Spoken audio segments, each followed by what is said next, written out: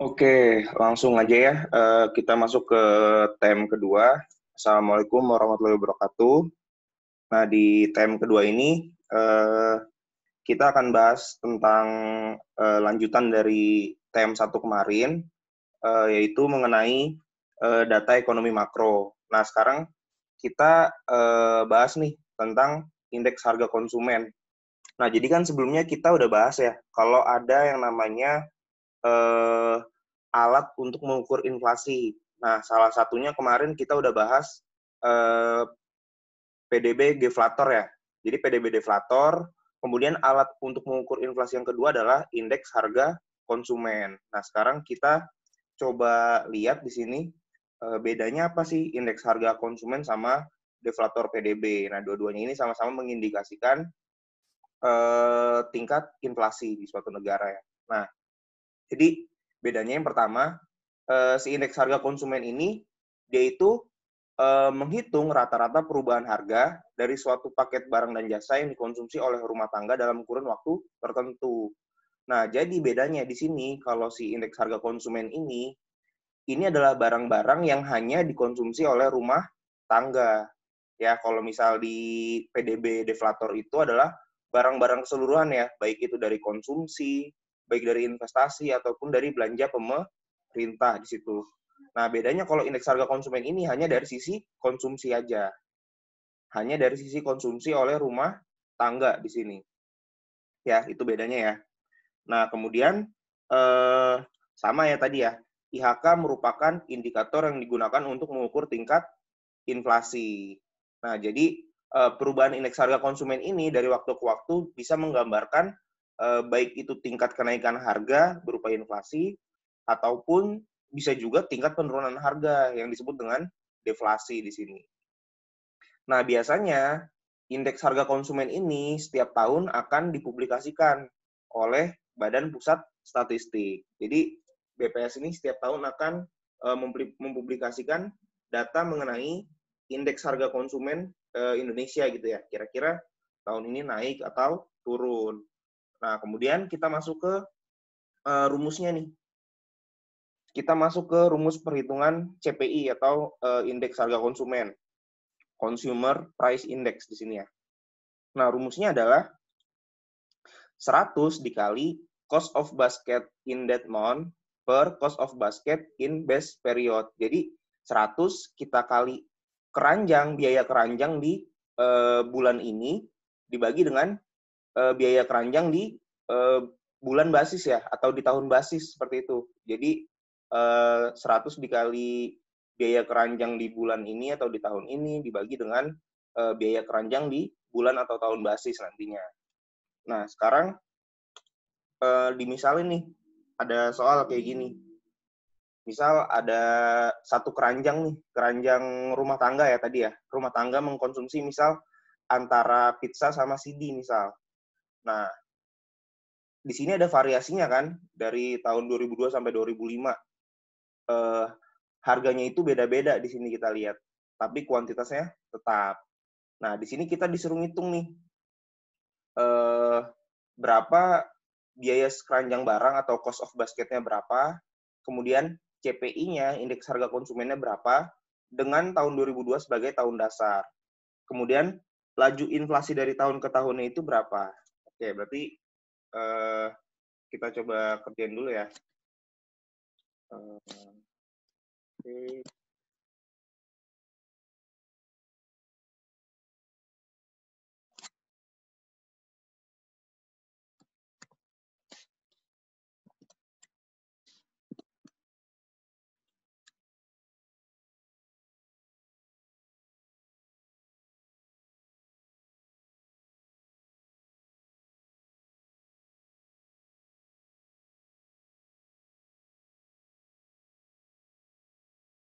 Nah, tadi diketahui kan ya, kalau misal harganya itu segini ya. Kuantitasnya itu segini ya. Pizzanya 20, CD-nya 10 misal.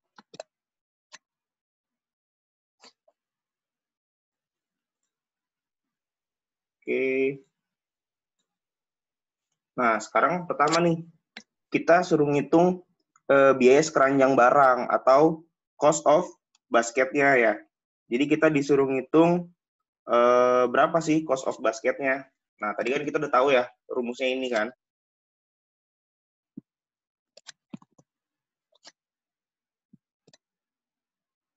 Nah, ini rumusnya tadi ya. Oke.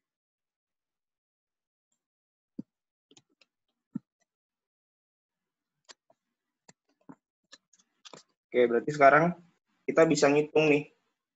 Oke, saya sharing lagi. Nah, sekarang berarti kita bisa ngitung ya. Yang pertama ya, kita hitung dulu nih biaya sekeranjang barangnya. Misal tahun 2002 nih, 2002. Berarti biaya sekeranjang barangnya berapa? Nah, di sini kan berarti di 2002 cost of basketnya itu berapa berarti?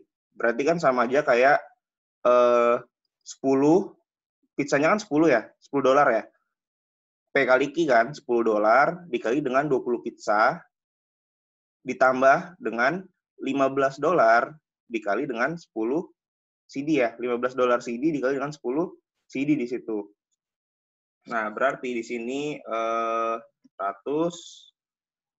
dikali ini aja. Misal cost of basketnya itu tadi 10 dikali 15 tambah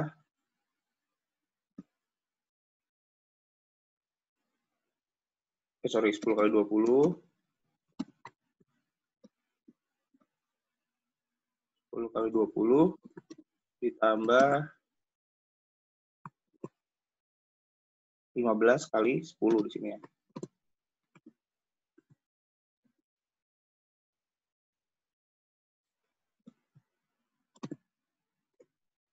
Nah, berarti di sini nih dapat 350 ya di 2002 itu ya. Nah, kemudian nah coba 2003 berapa? 2003 berarti biaya keranjangnya sama ya.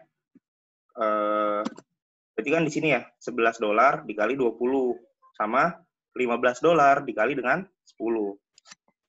11 kali dengan 10 tambah 15 dikali dengan 10. Oke, kemudian 2004. 2004-nya berarti 12 kali 20 sama 16 kali 10.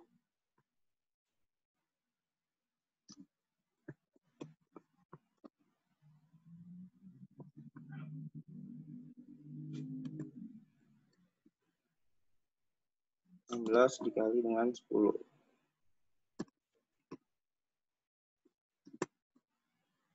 Nah, akhir tahun 2005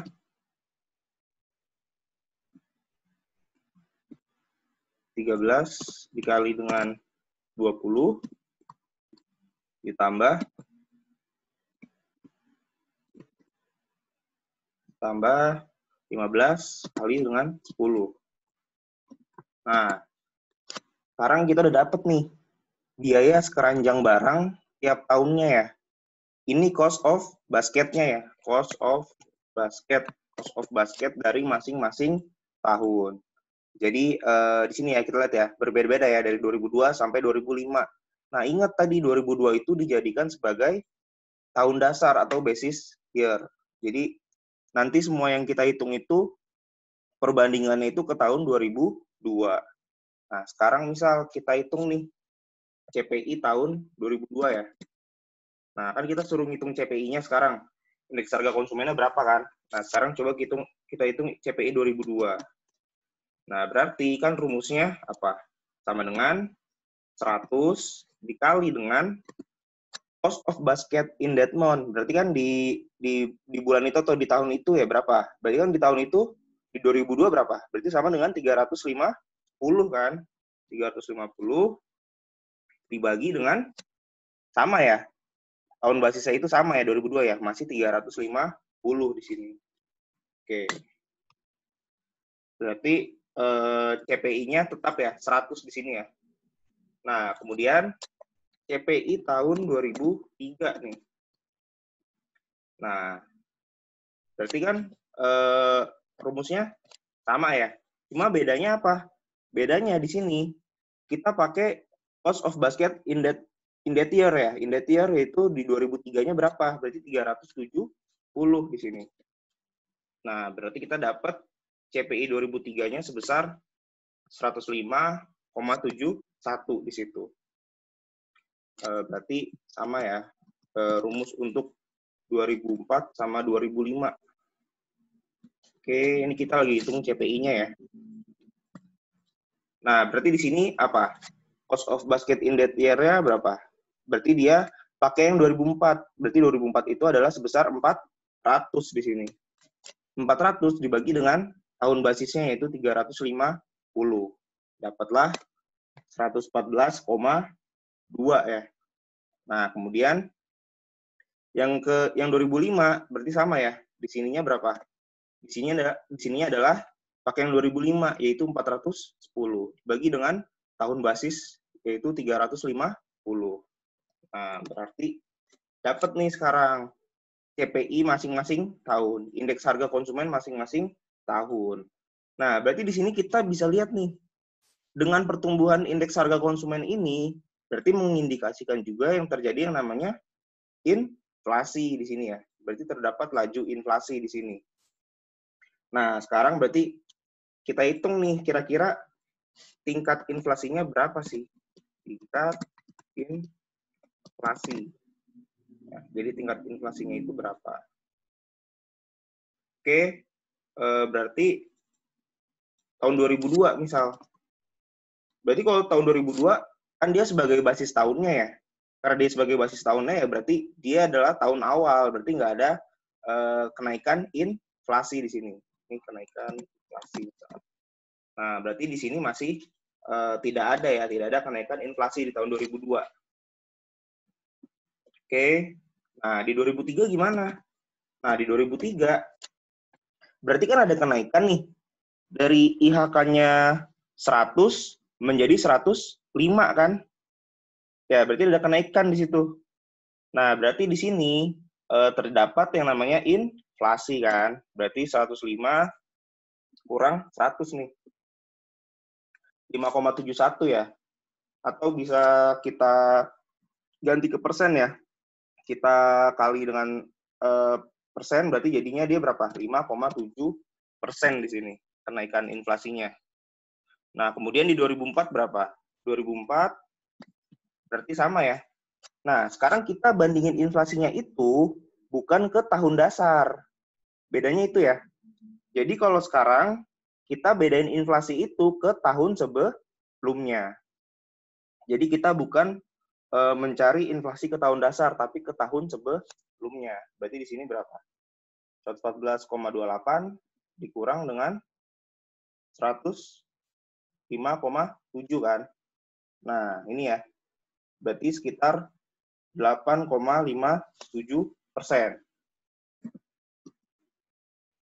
Oke. Nah, kemudian dari tahun 2005 adalah selisih antara ini ya, 117 kurang dengan 114. Ini ya. Berarti sekitar 2,85%. Oke, jadi bisa ya indeks harga konsumen ini kita pertama cari dulu cost of basket-nya itu berapa. Ya, kita cari dulu nih cost of basket-nya itu berapa. Kemudian kita bisa dapat kira-kira indeks harga konsumennya tiap tahun itu berapa.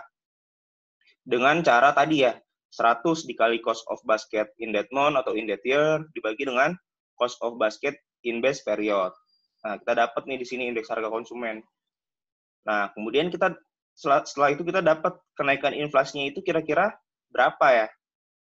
Jadi kita akan dapat kira-kira kenaikan inflasinya itu berapa. Kita bandingin sama tahun sebelumnya kalau kenaikan inflasi, bukan ke tahun dasar di situ. Jadi kita lihat juga di sini kenaikan inflasinya. Jadi yang pertama cost of basket, yang kedua indeks harga konsumen, yang ketiga indeks harga konsumen ini untuk mengukur kenaikan inflasi. Oke, kita lanjut ya.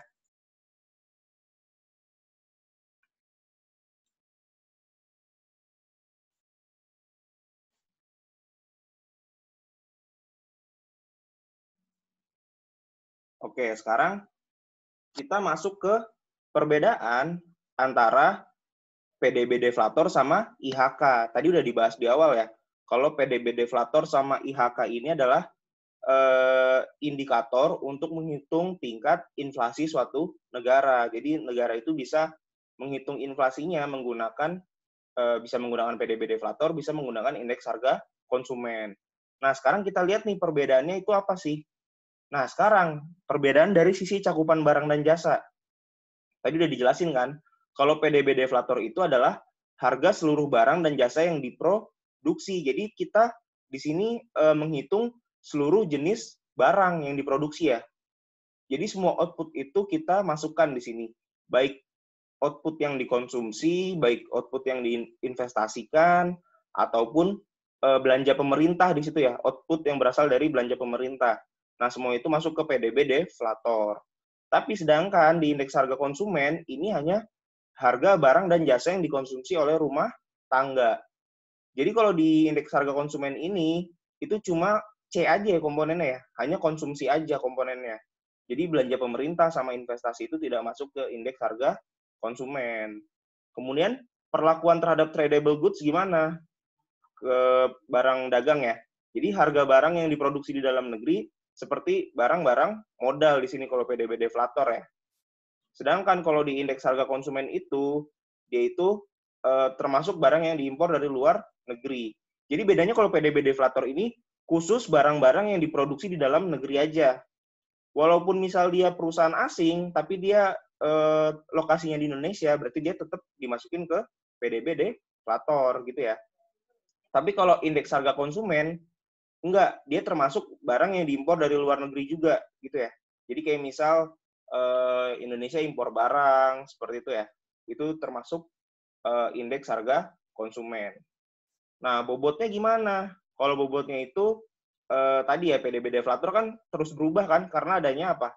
Adanya PDB real dan PDB nominal yang salah satu harganya itu tetap dan mengikuti harga tahun berlaku. Makanya nanti perhitungannya pasti terus berubah. Nah, kalau IHK itu tetap ya dia bobotnya ya. Dia mengikuti apa? Mengikuti kuantitas pada tahun dasar di sini. Jadi kuantitasnya tadi selalu tahun 2002 misalnya. Oke. Nah, sekarang kita udah selesai bahas masalah inflasi di sini kan ya. Ini kan inflasi melalui apa? Melalui PDB deflator sama IHK. Kemudian sebelumnya kita juga udah selesai bahas tentang pendapatan negara kan. Nah, berarti ada satu data ekonomi makro lagi yang belum kita bahas, yaitu adalah pengangguran di sini. Oke, jadi sebelum kita masuk ke bahasan pengangguran ini, jadi nanti sebenarnya di bab 6 atau bab 7 ya, itu nanti akan ada bahasan spesifik sendiri mengenai pengangguran. Jadi di bab 1 ini, di bab 2 ini baru pengenalan aja. Jadi kira-kira apa sih yang kita pelajari di bab pengangguran itu? Nah, sebelum kita mempelajari bab pengangguran itu, kita harus tahu dulu nih beberapa istilah mengenai pengangguran. Yang pertama, ada yang namanya bekerja atau employed. Yaitu apa? Yaitu orang yang sedang bekerja pada pekerjaan dan dibayar. Ini ya, jadi yang pertama adalah komponennya itu adalah E atau employed atau orang yang bekerja. Yang kedua adalah unemployed atau U di sini. Orang yang tidak bekerja. Orang yang tidak bekerja tapi sedang mencari pekerjaan. Nah, kata-katanya di sini ya. Tapi sedang mencari pekerjaan. Nanti soalnya ada beda lagi tuh kalau orang yang tidak bekerja tapi tidak mencari pekerjaan. Nah, itu nanti namanya adalah orang-orang yang keluar dari angkatan kerja. Nanti dibahas ya. Nah, jadi ada orang yang bekerja, employed, ada orang yang tidak bekerja, unemployed. Nah, orang yang bekerja dan tidak bekerja ini, mereka itu dimasukkan ke dalam angkatan kerja atau labor force. Jadi, labor force ini adalah jumlah tenaga kerja yang tersedia untuk memproduksi.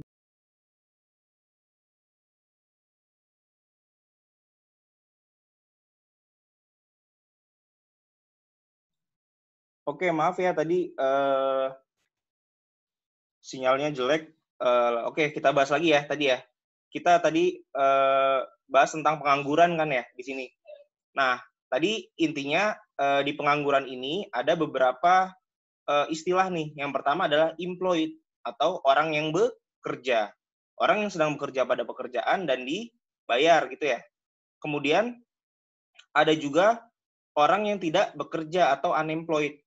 Nah, jadi orang yang tidak bekerja, nah tapi sedang mencari pekerjaan. Nah, digaris bawahin di sini ya, tapi sedang mencari pekerjaan. Soalnya nanti ada nih yang namanya orang yang tidak bekerja tapi tidak sedang mencari pekerjaan. Nah, orang-orang ini nanti akan dikecualikan dari yang namanya labor force. Jadi dia tidak termasuk angkatan kerja. Jadi yang termasuk angkatan kerja di sini adalah orang yang bekerja ditambah dengan orang yang tidak bekerja ya. Jadi labor force atau L itu adalah E ditambah U. Jadi jumlah tenaga kerja yang tersedia untuk memproduksi barang dan jasa. Atau jumlah orang yang bekerja ditambah orang yang tidak bekerja. Jadi selama orang-orang ini berada di usia produktif, maka mereka masuk ke labor force. Bedanya apa? Ya bedanya mereka ada yang bekerja, ada yang masih menganggur di situ. Nah ini ya, misal bukan angkatan kerja tadi ya, jika dia tidak bekerja dan tidak sedang mencari pekerjaan, itu bukan angkatan kerja, dia keluar dari angkatan kerja seperti itu. Oke, lanjut nih. Sekarang ada yang namanya tingkat pengangguran atau unemployment rate, yaitu persentase angkatan kerja yang tidak bekerja. Berarti rumusnya apa? Berarti kan rumusnya itu kan kita mau cari nih persentase pengangguran itu berapa kan dari angkatan kerjanya kan.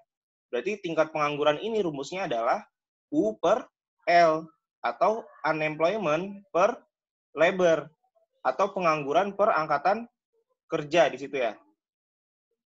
Nah, kemudian ada juga di sini tingkat partisipasi angkatan kerja atau labor force participation rate, yaitu bagian dari populasi dewasa yang berpartisipasi dalam angkatan kerja. Nah, jadi nggak semua orang dewasa itu dia berpartisipasi dalam angkatan kerja gitu ya. Kalau misal dia udah masuk ke usia pensiun, walaupun dia dihitung usia dewasa, tapi dia tidak masuk ke dalam angkatan kerja. Jadi nanti tingkat partisipasi angkatan kerja ini rumusnya adalah labor dibagi dengan total populasi dewasa atau L dibagi dengan pop di situ. Oke. Nah, kita langsung ke soalnya aja nih ya. Jadi gini, kan di sini ada perhitungan statistik tenaga kerja nih. Kita lihat nih, ada populasi dewasa di Amerika Serikat kan. Nah, di sini kita lihat nih populasi dewasa di Amerika Serikat pada bulan Mei. Pada bulan Mei tahun 2009 kan ya. Ada yang pertama diketahui datanya apa?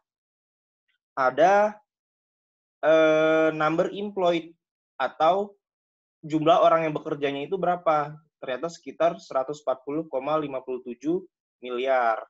Kemudian number unemployed atau orang yang tidak bekerja itu sebesar 14,51 miliar ya. Kemudian ada adult population sebesar 235,45 miliar. Nah, di sini kita disuruh hitung nih. Kira-kira berapa angkatan kerjanya, kemudian berapa orang yang bukan merupakan angkatan kerja, kemudian berapa tingkat partisipasi angkatan kerjanya, dan berapa tingkat penganggurannya. Oke, berarti kalau kayak gini, kita bisa hitung ya. Berarti, coba kita hitung ya.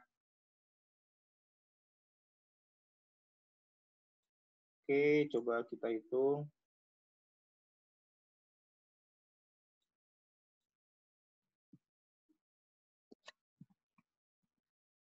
Bentar ya, pindahin ke Excel dulu.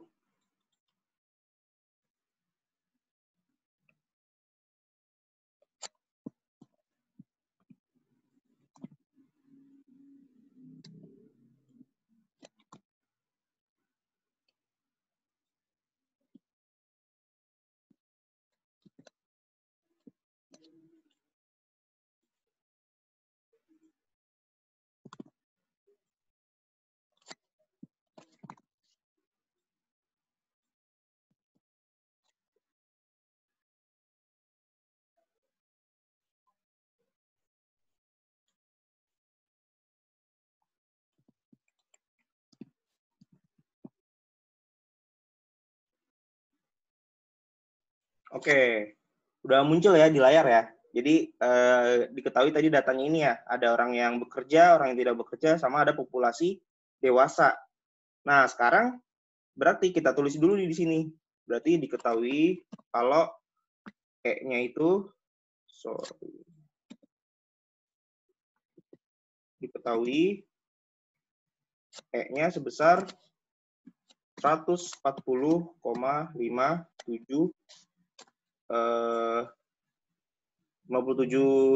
million ya di sini. Kemudian ada juga unemployed-nya sebesar berapa? 14,51 di sini.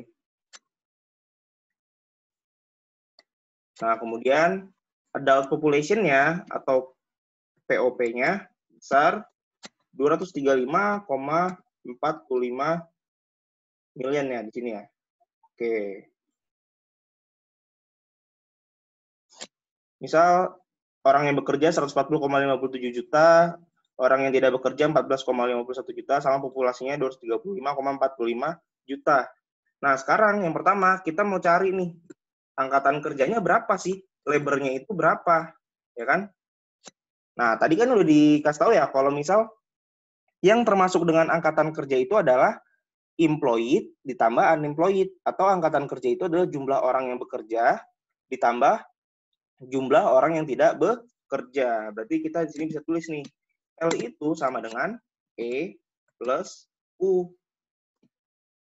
Atau L itu sama dengan berapa? Sama dengan 140,57 ditambah dengan 14,51 di sini. Nah, dapat nih labornya. Labornya ternyata 155,08 juta penduduk, gitu ya. Nah, ini yang pertama angkatan kerjanya. Berarti kalau kayak gini kita bisa dapatkan ya, jumlah orang yang bukan angkatan kerja kan? Kan kalau jumlah orang yang bukan angkatan kerja itu rumusnya apa? Dari populasi itu, kira-kira berapa yang tidak bekerja kan? Ya, jadi yang nggak bekerja itu kira-kira berapa?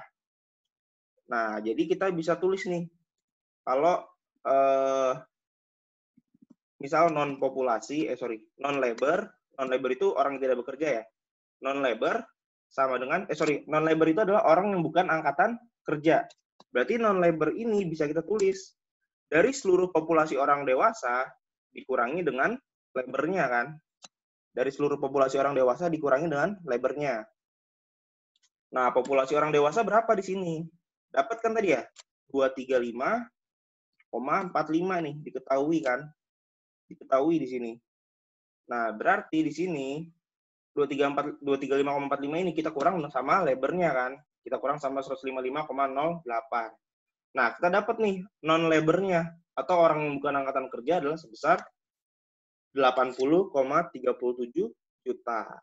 Oke ya, dapat ya yang kedua ya, jumlah orang yang bukan angkatan kerja atau non labor. Yang ketiga, kita disuruh cari tadi tingkat partisipasi angkatan kerja. Kalau tingkat partisipasi angkatan kerja berarti apa? Berarti banyaknya orang yang bekerja, banyaknya angkatan kerja dibanding dengan populasinya. Jadi kira-kira dari satu populasi orang dewasa ini, kira-kira angkatan kerjanya itu berapa, gitu ya? Berarti di sini kita namain LFPR nih, atau LPFR ya, labor force participation rate ya, berarti benar ya, LFRP. Nah, gini ya, labor force participation rate. Nah, labor force participation rate ini nih, atau tingkat partisipasi angkatan kerjanya ini berapa? Yaitu rumusnya adalah labor dibagi dengan populasi tadi ya. Jadi jumlah orang bekerja dalam suatu populasi kan. Nah, berarti di sini kita bisa dapat nih. Berarti labor force participation rate ya, atau tingkat partisipasi angkatan kerjanya adalah labornya sendiri, yaitu 155,08 dibagi dengan populasinya. Tadi populasinya berapa? Ini ya, 235,45. Nah, ternyata di sini labor force participation rate-nya adalah sebesar 66% ya. Itu asalnya dari mana tadi? Dari labor dibagi dengan populasi. Ya, berarti ada 66%. Nah, yang terakhir kita disuruh ngitung berapa tingkat penganggurannya atau unemployment rate-nya. Kalau tingkat pengangguran ya berarti kita lihat dari apa? Dari pengangguran dibagi dengan jumlah labor atau jumlah angkatan kerja. Ya udah berarti UR ya di sini misal UR atau unemployment rate sama dengan jumlah orang yang menganggur dibagi dengan angkatan kerja ya. Dikali 100% lah ya nanti gitu. Berarti di sini berapa? Unemployment rate-nya itu adalah unemployment-nya itu sebesar 14,51 kan. 14,51 dibagi dengan labor-nya berapa? 155,08 ya. Nah, di sini kita kali karena yang tanya rate-nya kan, berarti kita kali 100% misal. Nah, dapatlah di sini sebesar 9% ya. Jadi tingkat penganggurannya itu sebesar 9% di sini. Nah, 9,4% ya. Jadi kita dapat nih. Tadi kan diketahui di soal ya, pertama ya, ada orang yang bekerja, employed, ada orang yang menganggur, sama ada populasi dewasanya. Ya, kita ketahui di sini ya. Nah, kita pertama disuruh cari labor-nya nih. Berarti kalau disuruh cari labor, berarti tinggal jumlah orang yang bekerja ditambah orang yang menganggur. Orang yang menganggur tapi masih dalam angkatan kerja gitu ya. Jadi L sama dengan E plus U di sini. Nah, kalau kita mau cari non-labor-nya berapa? Orang yang bukan angkatan kerja berapa? Ya gampang, berarti tinggal populasi dikurangi dengan labor-nya ya. Jadi jumlah populasi orang dewasa dikurangi dengan angkatan kerja. Itulah non-labor. Yang ketiga ada labor force participation rate atau tingkat partisipasi angkatan kerja, yaitu orang yang bekerja atau labor dibagi dengan total populasi. Kalau ditanya non-labor force participation rate, berarti tinggal NL per POP kan, tinggal kebalikannya gitu ya. Oke, lanjut yang terakhir ada unemployment rate atau tingkat penganggurannya, yaitu U per L atau unemployment per labor per angkatan kerja, jumlah orang yang menganggur per angkatan kerja gitu ya. Dapat 9,4%. Oke, itu ya jadi cara perhitungannya. Oke, kemudian lanjut.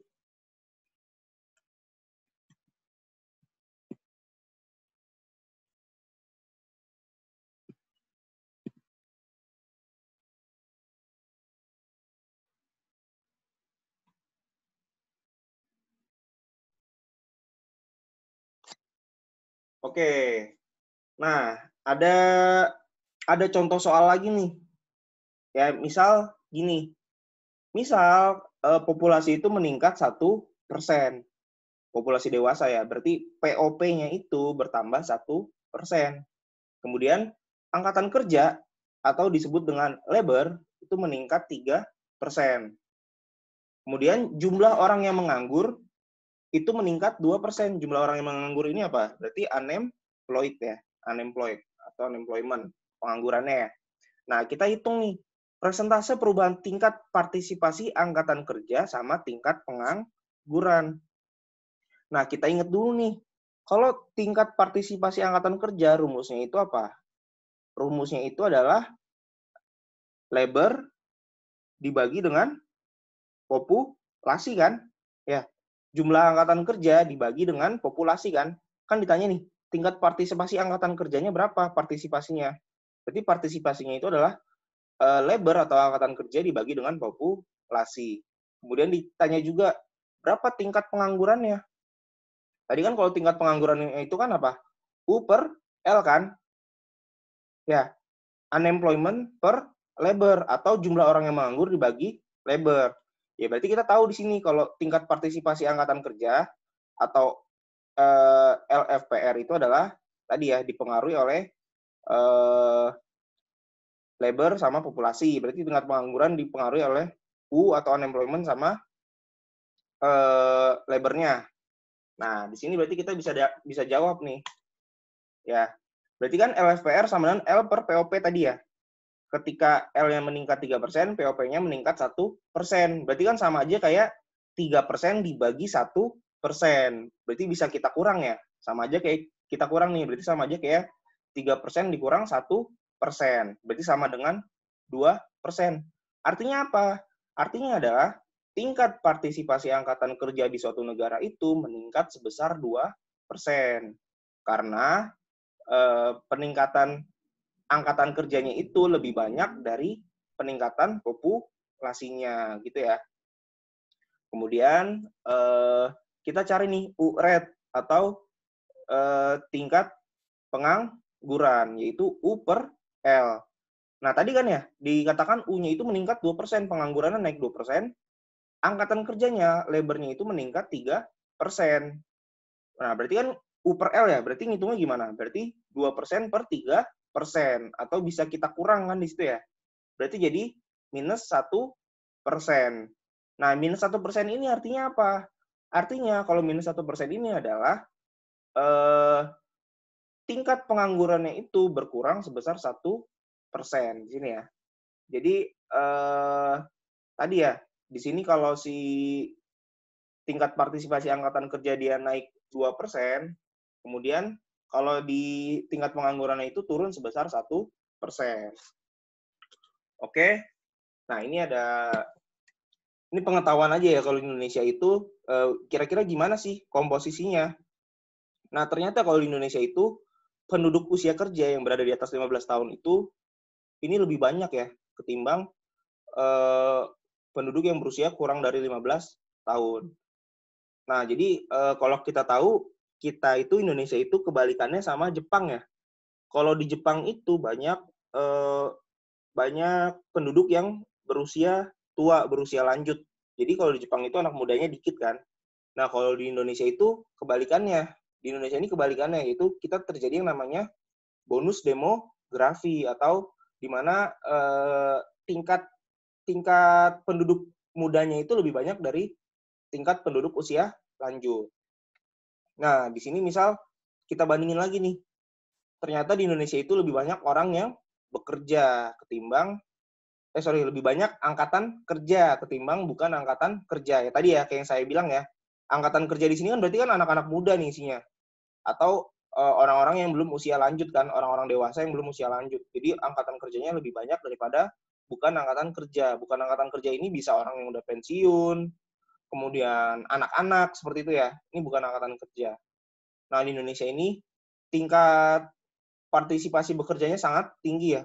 Kita lihat di sini perbandingan orang yang bekerja atau employed-nya dibanding dengan unemployed-nya sangat tinggi.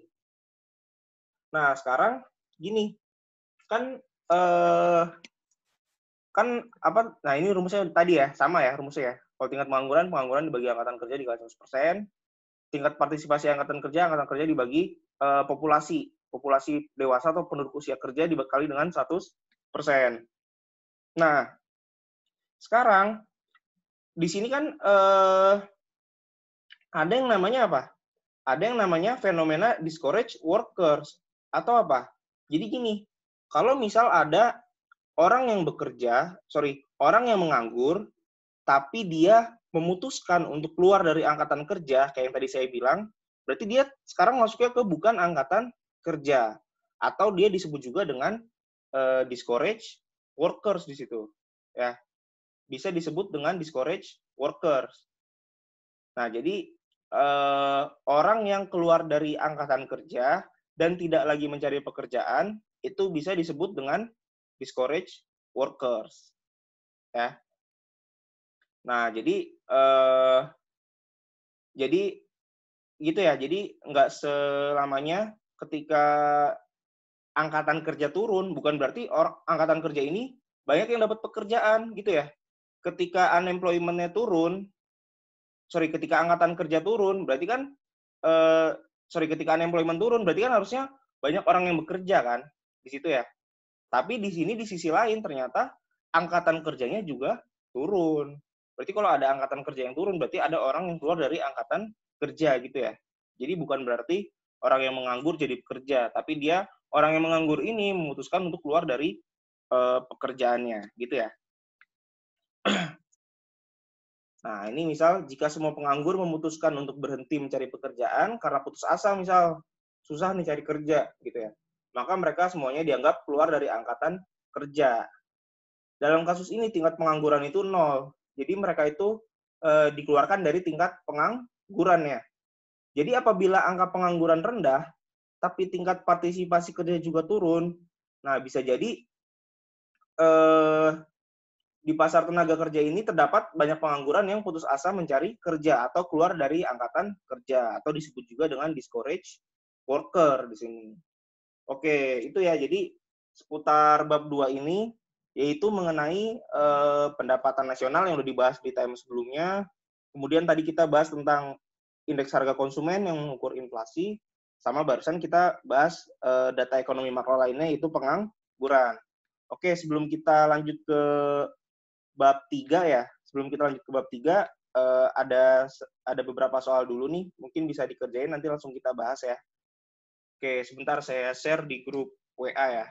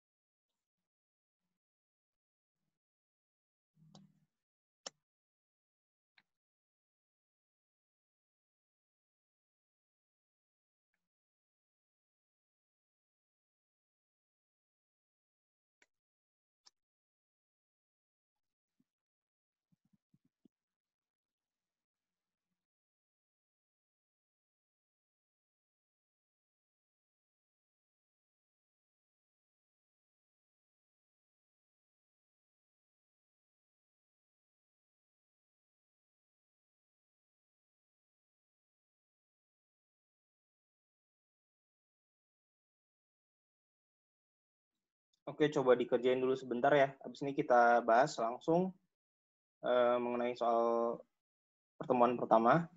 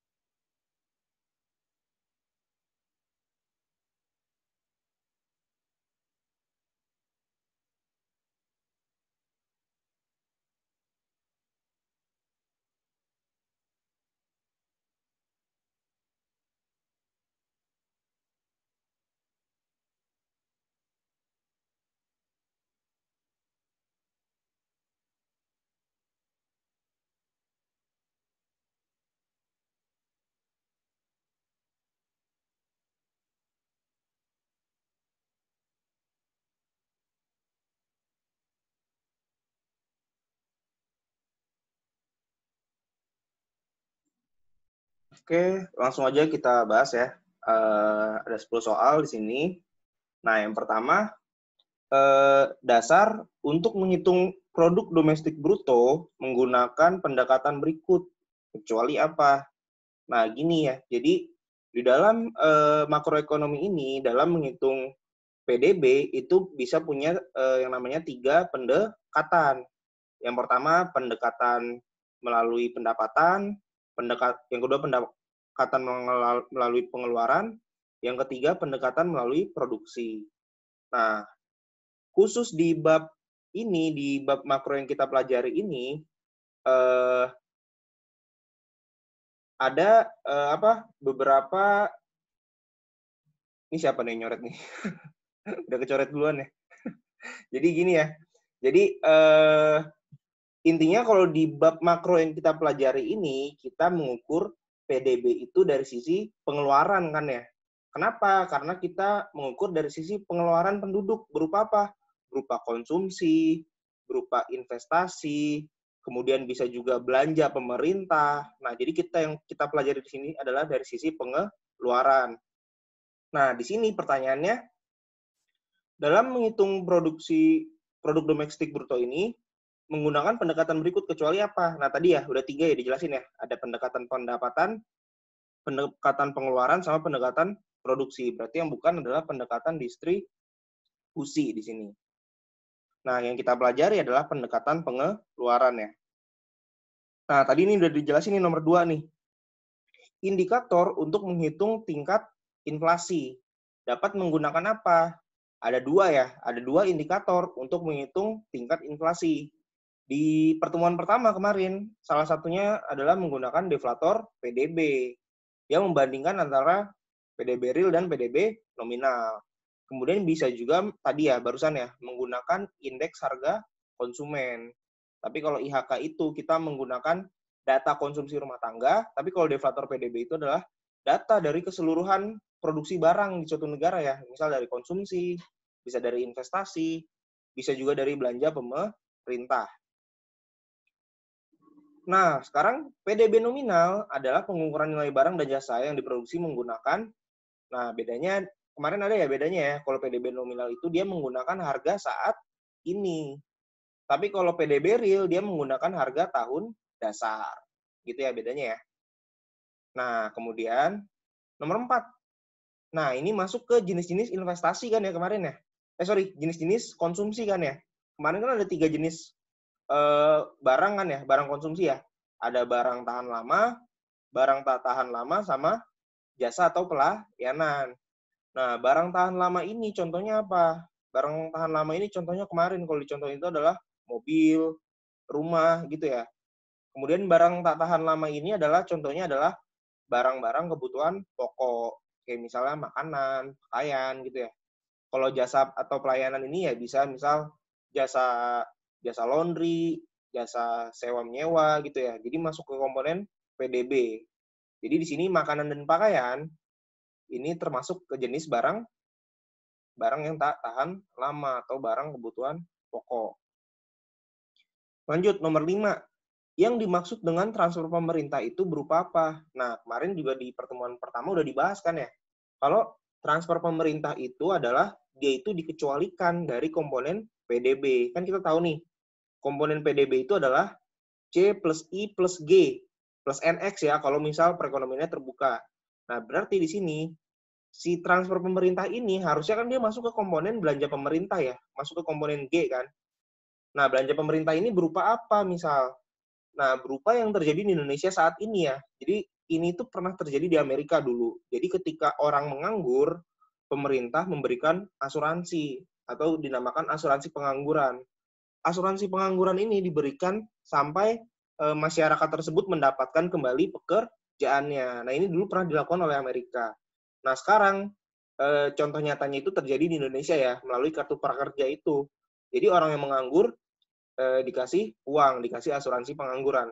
Namun, uang yang dikeluarkan oleh pemerintah ini kepada penduduknya ini dinamakan tidak dimasukkan ke dalam belanja pemerintah. Jadi, asuransi pengangguran ini namanya itu adalah transfer pemerintah, bukan belanja pemerintah.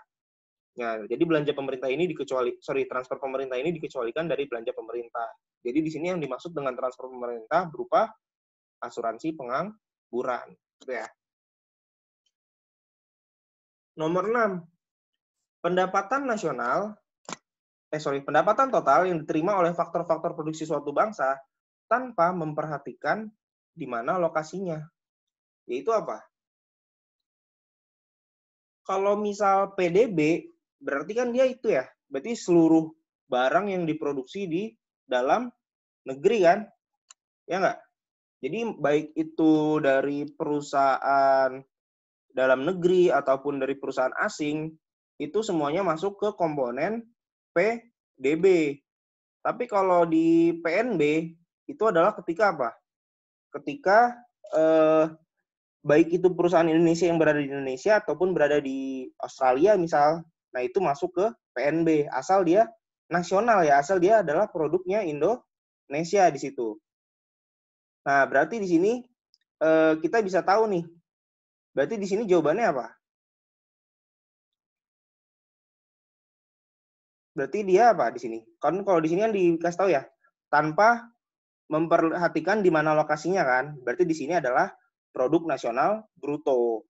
Jadi baik itu perusahaan Indonesia yang berada di Indonesia atau perusahaan Indonesia yang berada di Australia itu termasuk ke PNB karena kita tidak memperhatikan di mana lokasinya. Tapi kalau PDB itu produk domestik bruto, ya kita lihat lokasinya, yaitu Indonesia gitu ya. Semua perusahaan yang memproduksi di Indonesia termasuk PDB. Nah, di sini ya berarti tanpa memperhatikan di mana lokasinya adalah PNB.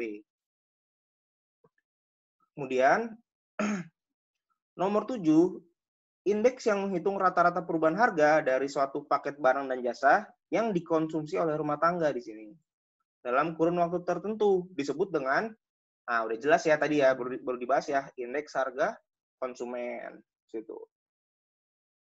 Nomor 8, nah ini, definisi angkatan kerja atau labor adalah apa? Tadi kan kita udah bahas ya, kalau labor itu adalah termasuk orang yang bekerja dan orang yang tidak bekerja. Jadi di sini ya, C ya, jumlah orang yang bekerja ditambah orang yang tidak bekerja. Nah, kalau yang A ini apa? Orang yang sedang bekerja pada pekerjaan dan dibayar, itu adalah employed, atau orang yang bekerja. B, tidak bekerja tapi sedang mencari pekerjaan adalah unemployed. Kalau yang D, bagian dari populasi dewasa yang berpartisipasi dalam angkatan kerja. Ya berarti apa? Berarti labor force-nya ya. Labor force-nya ya. Nah, nomor 9, nah ini juga tadi ada contoh soalnya.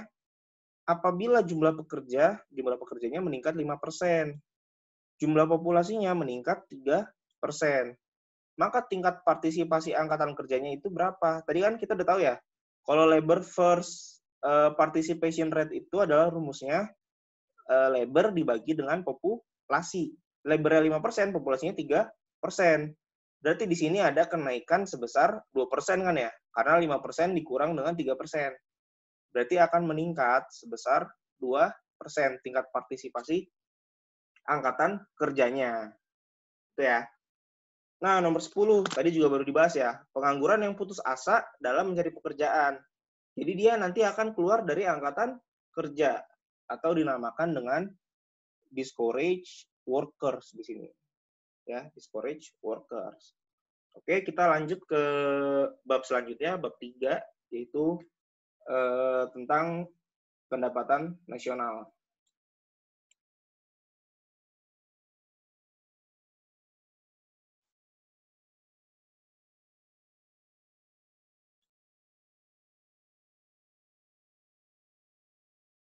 Oh, sebentar, ada yang nanya nih. Kalau soal nomor 9 diganti jumlah populasi menurun 3%, berarti akan meningkat 8%. Sebentar.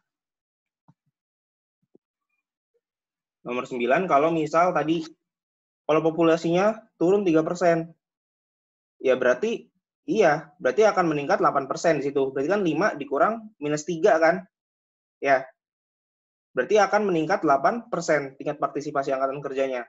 Ya, kita bandingin aja ya. Misal pekerjanya itu meningkatnya banyak nih, meningkatnya 5%. Tapi di saat yang bersamaan populasinya justru turun. Berarti ya tingkat partisipasi angkatan kerjanya akan semakin naik di situ. Berarti 5% dikurang minus 3 ya, jadi 8%. Berarti akan meningkat 8%. Oke.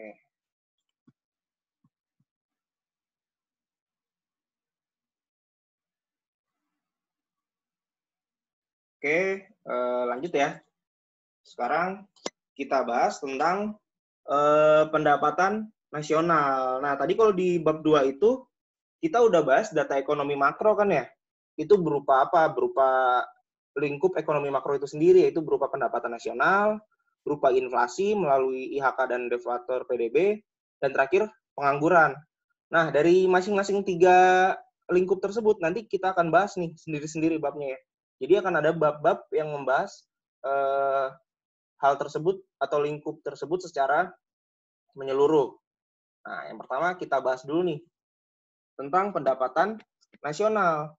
Nah, sebelum memasuki bab ini, kita harus punya landasan ekonominya dulu. Yang pertama, kalau di bab ini kita asumsikan perekonomiannya itu tertutup. Jadi di bab pendapatan nasional ini perekonomiannya itu tertutup. Artinya apa? Artinya yang kita pelajari di bab ini tidak ada ekspor dan impor. Artinya komponen PDB-nya nanti tidak ada NX. Jadi komponen PDB-nya hanya Y sama dengan C plus I plus G. Ya. Jadi perekonomiannya tertutup di sini. Jadi nggak ada ekspor dan impor. Landasan ekonomi yang kedua adalah adanya market clearing. Ingat ya, kalau market clearing itu apa? Yaitu suatu keadaan ketika permintaan sama dengan penawaran. Nah, biasanya market clearing ini adalah terjadi ketika periode jangka panjang. Ketika perekonomian jangka panjang terjadi yang namanya market clearing. Atau ketika permintaan itu sama dengan penawaran. Atau ketika permintaan dan penawaran mencapai titik equilibrium. Nah, selanjutnya, garis besar pembahasan bab ini apa? Nah, nanti kita akan bahas nih, kira-kira pendapatannya itu dari sisi penawaran sama dari sisi permintaan. Kita bahas pendapatannya ini dari sisi penawaran barang. Ya, kita nanti bahas nih, hal-hal yang mempengaruhi penawaran barang itu apa aja, gitu ya. Dari sisi penawaran, ataupun dari sisi permintaan dari sini. Ada dari sisi demand side. Kalau dari sisi penawaran, nanti kita akan belajar tentang faktor-faktor produksi. Kira-kira yang mempengaruhi penawaran suatu barang itu apa sih?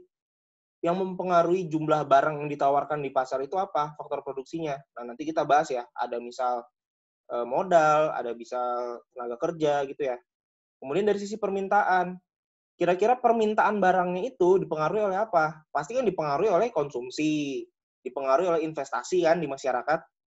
Dipengaruhi juga sama pemerintah nih melalui belanja pemerintah di situ. Nah, nanti kita akan cari tahu kira-kira yang mempengaruhi konsumsi itu apa? Yang mempengaruhi investasi itu apa? Yang mempengaruhi belanja pemerintah itu apa? Yang nantinya akan berpengaruh juga dari sisi permintaan. Jadi kita nanti intinya akan bahas yang mempengaruhi itu apa aja. Kayak misal faktor produksi yang mempengaruhi apa aja. Ya, misal labor sama capital. Nanti labor sama capital itu gimana gitu ya. Nah, untuk menyeimbangkan, karena tadi kita mempunyai prinsip market clearing, atau keseimbangan atau equilibrium di sini, nanti kita akan belajar juga keseimbangan pada pasar barang atau goods market, sama keseimbangan pada pasar dana atau loanable funds market. Oke, langsung aja ya. Yang pertama, kita akan bahas dari sisi penawaran nih. Oke. Kalau dari sisi penawaran tadi ya, berarti kan penawaran itu apa? Penawaran itu kan jumlah barang yang ditawarkan. Nah, kita mau lihat nih, faktor-faktor apa aja yang mempengaruhi jumlah barang yang ditawarkan. Nah, faktor-faktor tersebut dinamakan dengan faktor produksi ya. Jadi faktor produksi ini adalah faktor-faktor yang mempengaruhi jumlah barang yang ditawarkan. Itulah faktor produksi. Kemudian, apa yang termasuk faktor-faktor produksi di sini? Nah, dalam hal ini di perekonomian, faktor produksi itu dibagi menjadi dua ya. Yaitu yang pertama adalah modal atau kita tandakan dengan K, yang kedua adalah labor atau tenaga kerja ya di sini. Yang termasuk faktor produksi yang pertama adalah modal atau K atau capital. Modal ini berupa apa? Berupa mesin baru, berupa peralatan baru di situ ya. Jadi ketika perusahaan memiliki modal baru, menginvestasikan modal baru berupa apa? Berupa pembelian mesin yang nantinya akan meningkatkan produktivitas pekerjaan di situ. Jadi banyaknya modal ini berpengaruh terhadap barang yang ditawarkan ya. Jadi harusnya logikanya semakin banyak modal, semakin banyak bahan baku. Modal ini bisa termasuk bahan baku, bisa termasuk peralatan, maka akan semakin banyak output yang diproduksi kan. Nah, yang kedua apa? Yang kedua adalah tenaga kerja. Nah, jadi yang mempengaruhi penawaran barang itu adalah tenaga kerja. Nanti kita akan bahas kira-kira tenaga kerja ini dari sisi penawaran dari tenaga kerja tersebut gimana, kemudian dari sisi permintaan dari perusahaan itu gimana gitu ya. Permintaan terhadap tenaga kerjanya. Nah, sama tenaga kerja ini adalah faktor yang mempengaruhi penawaran barang. Kenapa? Karena semakin bagus tenaga kerjanya, semakin produktif tenaga kerjanya, maka apa? Maka akan semakin banyak output barang yang dihasilkan gitu ya. Oke, lanjut. Nah, fungsi produksinya itu gimana? Fungsi produksinya adalah Y sama dengan fungsi dari K dan L di sini. Artinya apa? Artinya banyaknya output yang dihasilkan ini tergantung dari banyaknya modal atau K dan L atau tenaga kerja ya. Jadi output yang dihasilkan di sini dipengaruhi oleh banyaknya modal dan tenaga kerja, gitu ya. Itulah fungsi produksinya. Oke, lanjut. Nah, sekarang bagaimana sih cara kita menilai faktor produksi tadi? Bagaimana cara kita menilai labor? Bagaimana cara kita menilai capital? Pasti kan namanya labor itu ada harganya kan, ada nilainya kan. Yang namanya modal juga pasti ada harganya, ada nilainya. Nah, makanya kita menggunakan yang namanya harga faktor produksi. Jadi nanti misal siapa peralatan nih. Nah, peralatan itu kita nilai dengan harga faktor produksi. Kemudian tenaga kerja juga kita nilai dengan harga faktor produksi. Nah, harga faktor produksi ini adalah harga per unit yang dibayar perusahaan untuk faktor produksi. Jadi dari setiap faktor produksi tersebut kita nilai dengan harga. Nah, contoh harganya itu apa? Yang pertama, misal labor nih. Labor ya berarti harganya berupa apa? Berupa upah ya kan? Dari setiap tenaga kerja itu kita nilai harganya itu berupa upah atau wage di sini. Yang kedua apa? Yang kedua adalah capital. Capital ini kita nilainya dengan tingkat sewa. Misal perusahaan menyewa suatu mesin gitu ya. Perusahaan menyewa suatu bangunan di situ. Nah, itu kita masukkan ke dalam harga dari modal itu sendiri. Jadi untuk menilai capital, untuk menilai modal, kita menggunakan tingkat sewa. Jadi ada dua ya. Kalau mengukur tenaga kerja kita menggunakan upah. Kalau mengukur modal kita menggunakan tingkat sewa di situ. Oke, nah ini ada beberapa notasi ya. Jadi W ini adalah upah nominal. Upah nominal itu maksudnya gimana? Upah nominal itu adalah upah yang sebenarnya dibayarkan kepada tenaga kerja. Jadi misal ada satu tenaga kerja nih. Satu tenaga kerja itu upahnya 5 juta. Dia itu bisa memproduksi, ternyata dalam 1 bulan dia bisa memproduksi 5 motor. Ya. Berarti secara real, upah realnya dia itu berapa? Berarti upah realnya itu adalah 1 juta per motor kan? Karena dia diupahin 5 juta, secara nominal dia bisa bikin 5 motor. Berarti secara real, upahnya itu adalah 1 juta per motor. Jadi, diasumsikan di sini adalah W per P atau upah realnya itu adalah diukur dalam unit output ya. Jadi misal tadi, berarti upah realnya itu adalah 1 juta per motor yang diproduksi, 1 juta per output yang diproduksi gitu ya. Sedangkan upah nominal di sini adalah upah sesungguhnya, yaitu 5 juta. 5 juta yang dibayar oleh perusahaan ke pekerja tersebut gitu ya. Jadi upahnya itu dibagi dengan harga outputnya atau W per P itu dinamakan upah real. Nah, itu kalau misal tenaga kerja ya. Sekarang kalau misal capital gimana? Kalau capital sama aja ya. Bedanya apa? Di sini ditandai dengan R atau tingkat sewa nominal. Jadi misal kita nyewa mesin, harganya 100 juta. Dia bisa produksi dalam sebulan itu misal 10 motor. Berarti secara real, tingkat sewanya kan 100 juta kan? Secara nominal, tingkat sewanya itu kan berarti 100 juta kan? Ya, yang kita bayarkan ke penyewa itu kan 100 juta. Tapi secara real, tingkat sewa real, kita bagi dengan harga per output, berarti kan 100 juta dibagi dengan 10 ya misal. Jadi tingkat sewa realnya itu sebenarnya hanya berapa? Hanya 10 juta per itu ya, per motor gitu ya. Jadi tingkat sewa realnya hanya 10 juta per output gitu. Jadi bedanya nominal sama real gitu ya. Nah, selanjutnya bagaimana cara kita menentukan harga-harga faktor tersebut? Kira-kira gimana cara kita menentukan upahnya? Bagaimana cara kita menentukan tingkat sewanya gitu ya? Nah, jadi harga faktor ditentukan oleh penawaran dan permintaan di pasar faktor. Nah, sekarang kalau kita sebagai konsumen nih, kan kita beli barang dari perusahaan. Nah, ternyata si perusahaan ini terkadang dia juga menjadi konsumen. Karena apa? Karena perusahaan itu membeli barang dari supplier kan? Supplier ini apa? Orang yang memberikan faktor-faktor produksi kan? Berupa apa? Bisa berupa barang, bisa berupa bahan baku, bisa berupa tenaga kerja, bisa berupa modal tadi, misal mesin gitu ya. Jadi kita asumsikan di sini perusahaan itu bisa juga sebagai orang yang melakukan permintaan gitu ya. Jadi penawarnya itu adalah orang yang memberikan tenaga kerja, orang yang memberikan modal. Nah, jadi di sini harga faktor itu ditentukan oleh penawaran dan permintaan di pasar faktor. Misal di pasar tenaga kerja gitu kan. Berarti kan permintaannya si perusahaan. Penawarannya adalah si organisasi tenaga kerja itu sendiri ya, gitu. Nah, di bab ini diasumsikan kalau faktor produksi itu tetap. Ingat ya, di bab ini sama di bab selanjutnya nanti akan berbeda. Tapi kalau di bab ini kita asumsikan itu, menurut Menkyu, kalau penawaran masing-masing faktor produksi itu adalah tetap. Jadi banyaknya tenaga kerja dan modal yang ditawarkan itu tetap. Jadi di sini tergantung dengan permintaannya perusahaan. Misal perusahaan itu kira-kira mau minta tenaga kerja sebesar berapa gitu ya. Kira-kira perusahaan itu mau minta modal sebesar berapa gitu ya. Jadi tergantung dari sisi permintaannya. Karena dari sisi penawaran itu konstan gitu ya.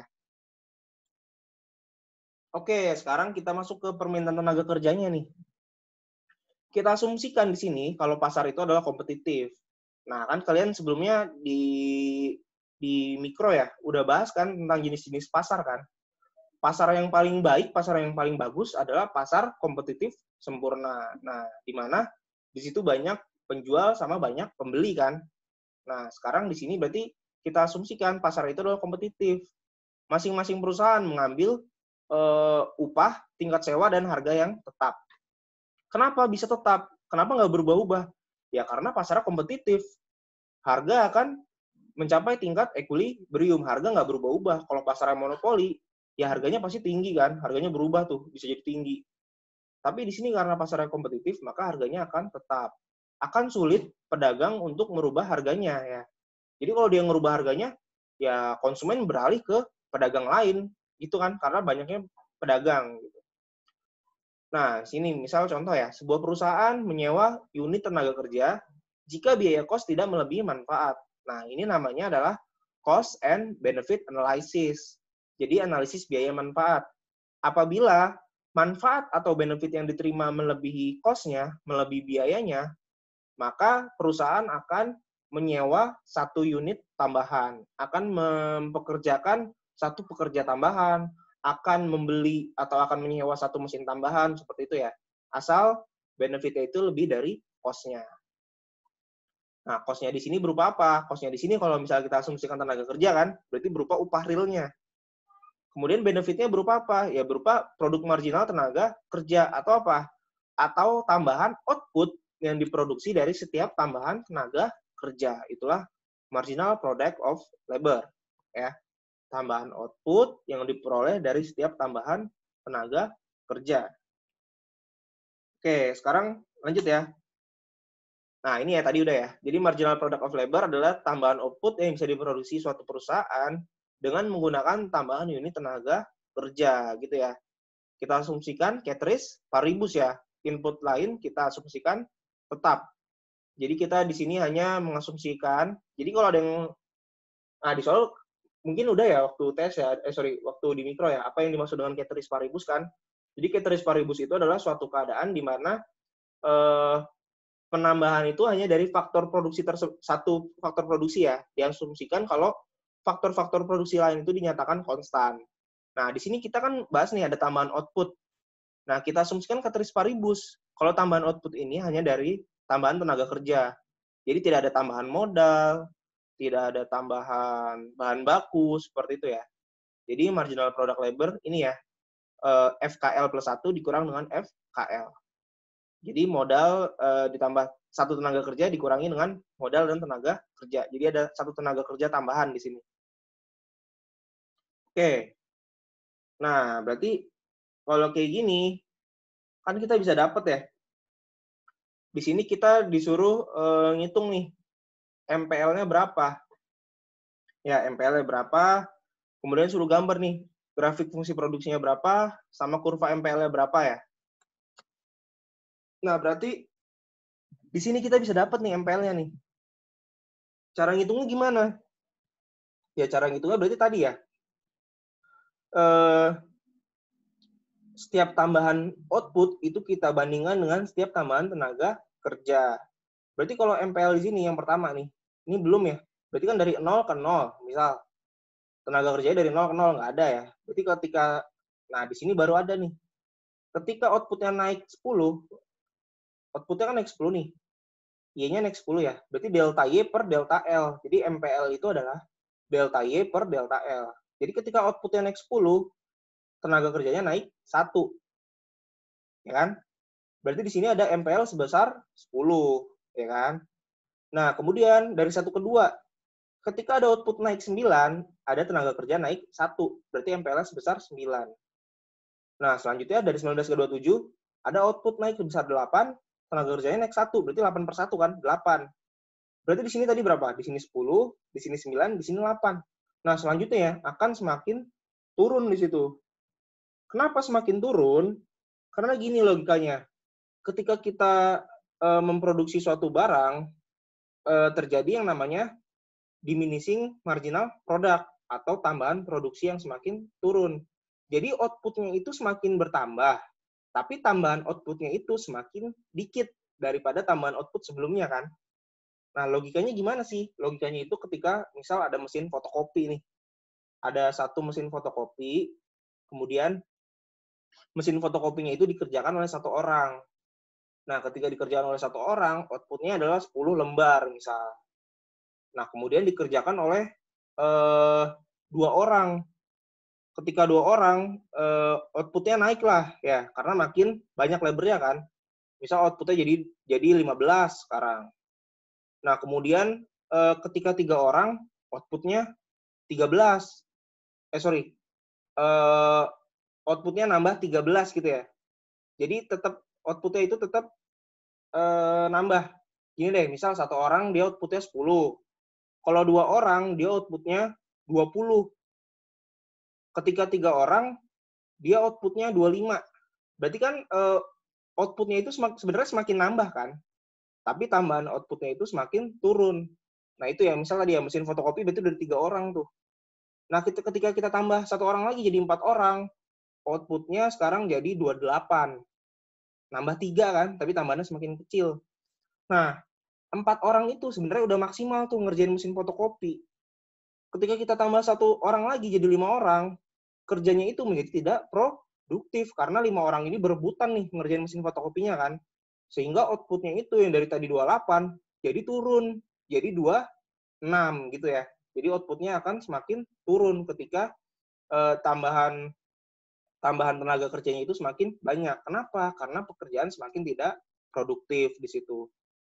Jadi output pun yang tadinya naik akan semakin turun gitu ya. Jadi bukan berarti penambahan labor itu harus terus-terusan, tapi ketika dia sudah di titik maksimum, berarti tidak boleh ditambah labor lagi karena apabila ditambah akan mengurangi produktivitas di situ. Oke, gini ya. Kalau kita gambar kurva fungsi produksinya, Berarti kan tadi ya, kalau satu labor dia produksinya 10, 2 labor 20. Sorry, 2 labor misal 19, 3 labor 28, 4 labor 35. Nah, jadi semakin banyak labor, sebenarnya semakin banyak kan output-nya, tapi tambahan output-nya ini akan semakin turun. Nah, ini ya, kurva fungsi produksinya pun akan semakin turun. Jadi kurva fungsi produksinya itu dari naik menjadi landai, kemudian menjadi turun. Ketika semakin banyak labor, akan semakin banyak output, tetapi tambahan output-nya akan semakin sedikit. Atau garis ini kita bisa nyatakan dengan diminishing marginal product of labor ya. Kita bisa beralih ke kanan nih. Jadi marginal product of labor-nya, MPL-nya itu dari suatu barang itu akan semakin turun ketika ada tambahan tenaga kerja. Jadi marginal product of labor-nya adalah tambahan output-nya itu akan semakin turun dia. Kita lihat di sini. Nah, jadi itu ya bedanya kurva fungsi produksi sama MPL. Jadi MPL ini adalah menunjukkan bagian dalam dari kurva fungsi produksi ini yang semakin turun. Jadi marginal product of labor-nya pun semakin turun di situ. Nah, ini ya, tadi kita nambahkan dengan diminishing marginal returns atau diminishing marginal product. Karena input faktor meningkat, tenaga kerjanya meningkat, maka produk marginalnya akan semakin turun. Tadi ya, tambahan produknya itu akan semakin turun. Kenapa? Tadi ya, jumlah mesin per pekerja itu lebih sedikit. Kalau tadi kita bandingkan, satu mesin dibanding sama 4 pekerja. Sekarang satu mesin kita bandingin sama 5 pekerja. Nah, jadi satu mesin ini semakin sedikit perbandingannya, gitu ya. Kemudian karena semakin banyak orang, mesin itu semakin tidak efektif. Terlalu banyak tangan di situ. Makanya produktivitas pekerja akan lebih rendah. Jadi produktivitas pekerjaan itu akan lebih rendah di situ ya. Nah, sekarang kalau misal ada contoh nih. Ada contoh soal di sini misalnya. Misal, W per P-nya, upah realnya itu 6. Upah real 6. Nah, sekarang kita asumsikan jika labor sama dengan 3, apakah perusahaan harus menyewa lebih banyak atau lebih sedikit tenaga kerja? Mengapa? Nah, kita asumsikan di sini nih sekarang posisinya. Labornya 3. Outputnya 27. Ya, 27 barang. Nah, sekarang di kondisi ini kita kasih cost-nya, kita kasih biayanya, kita kasih harganya, harga faktor produksinya adalah $6. Nah, tadi kan ingat ya, kita harus membandingkan antara faktor produksi, antara biaya ini dengan manfaatnya, dengan benefit-nya. Berarti di sini kita lihat nih, kan ditanya apakah perusahaan akan menyewa lebih banyak. Berarti kita asumsikan 3 ini akan naik ke 4. Kita akan naik 1 tenaga kerja nih. Kira-kira ketika kita menambah 1 tenaga kerja, output-nya pasti bertambah dong. Output-nya akan bertambah dari 27 ke 34. Ternyata ada tambahan 7 output di sini. Ya, ada benefit berupa 7. Berarti kalau kayak gini, kira-kira kita akan menyewa lebih banyak tenaga kerja nggak? Pasti akan menyewa ya, karena benefitnya itu lebih banyak dari cost-nya. Benefitnya $7, cost-nya $6. Berarti kita akan memutuskan untuk menyewa lebih banyak tenaga kerja. Gitu ya. Nah, sekarang ganti nih, kalau misal di posisi labor-nya itu udah 6 orang. Labor-nya 6 orang, apakah perusahaan harus menyewa lebih banyak atau lebih sedikit tenaga kerja? Mengapa? Nah, sekarang kalau labornya 6, logikanya ketika kita tambah labor, dari 6 ke 7 kan, tambah 1. Ternyata output-nya itu hanya tambah 4, dari 45 ke 49. Berarti manfaatnya itu yang kita dapat hanya $4. Tapi cost yang kita keluarkan adalah $6. Berarti di sini gimana? Berarti cost-nya itu lebih besar dari manfaatnya kan? Nah, berarti di situ kita memutuskan untuk tidak menambah tenaga kerja, tapi kita memutuskan untuk mengurangi tenaga kerja. Dari 6 ke 5, berarti kan kita L-nya kurang 1 kan? L-nya kurang 1, tapi benefitnya nambah dari 5 ke 6, gitu ya. Oke. Oke, ada yang nanya nih. Berarti titik ideal pada W per P6 itu sama dengan 5 labor ya, Mas? Berarti, nah iya, berarti titik ideal itu adalah di sini ya. Ketika titik equilibriumnya itu di sini, ketika upah realnya itu sama dengan manfaatnya. Kan di sini manfaatnya 6. Ya, manfaatnya 6.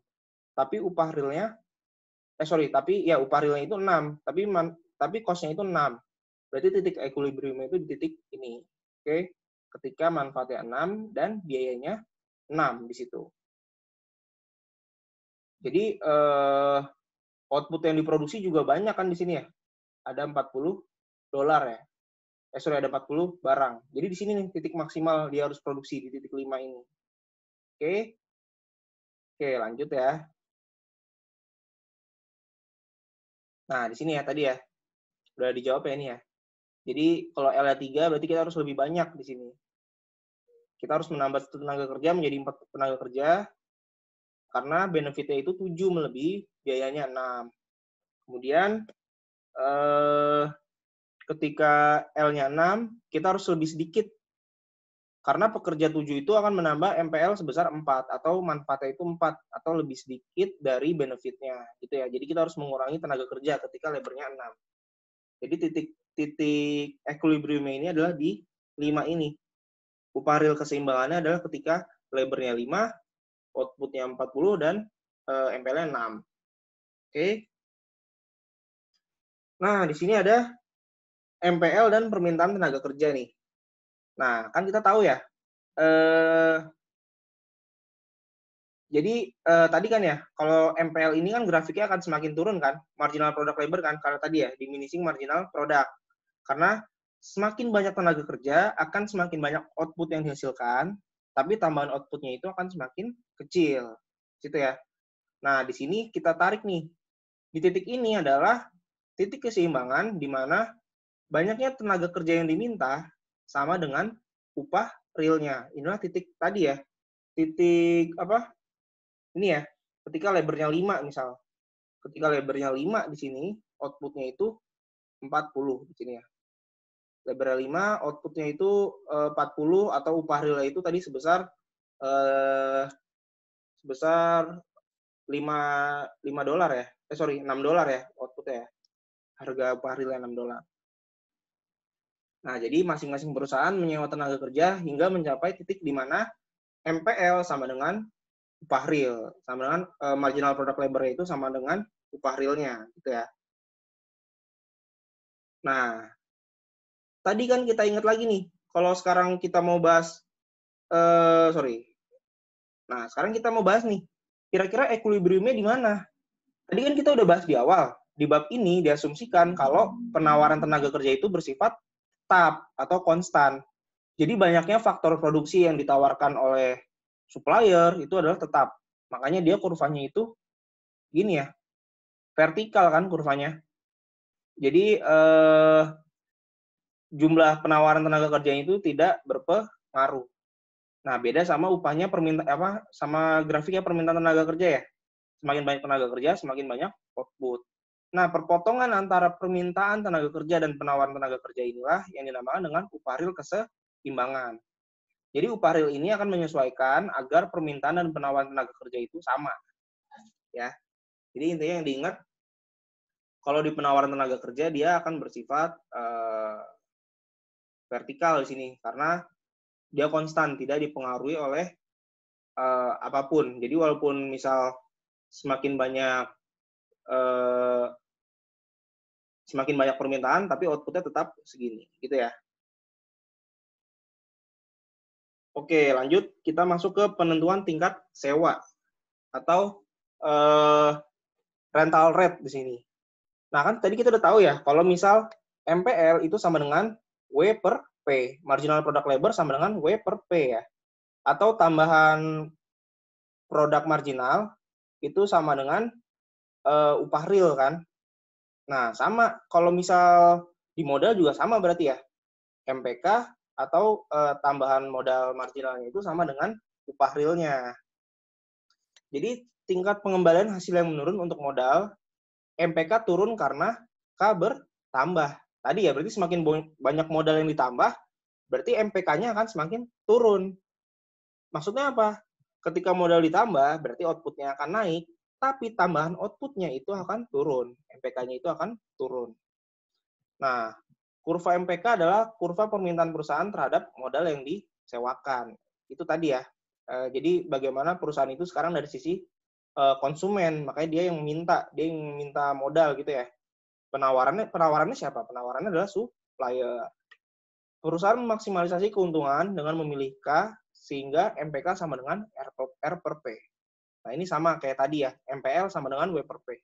Jadi intinya adalah kita harus mencari bagaimana tambahan produk marginalnya itu harus sama dengan upah realnya, harus sama dengan tingkat sewa realnya.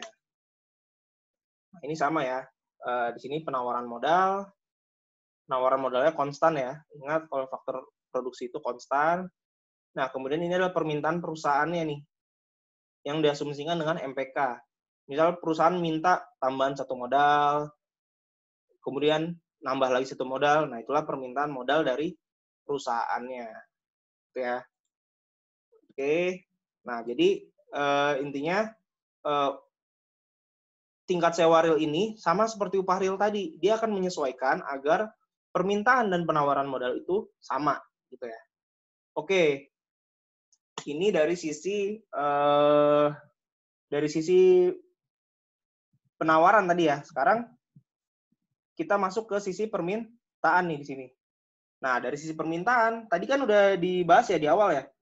Kalau dari sisi permintaan itu berarti dari sisi permintaan barang itu sendiri, berarti dari sisi penduduknya ya kan. Berarti dari sisi konsumsi, bisa dari sisi investasi, bisa juga dari sisi belanja pemerintah.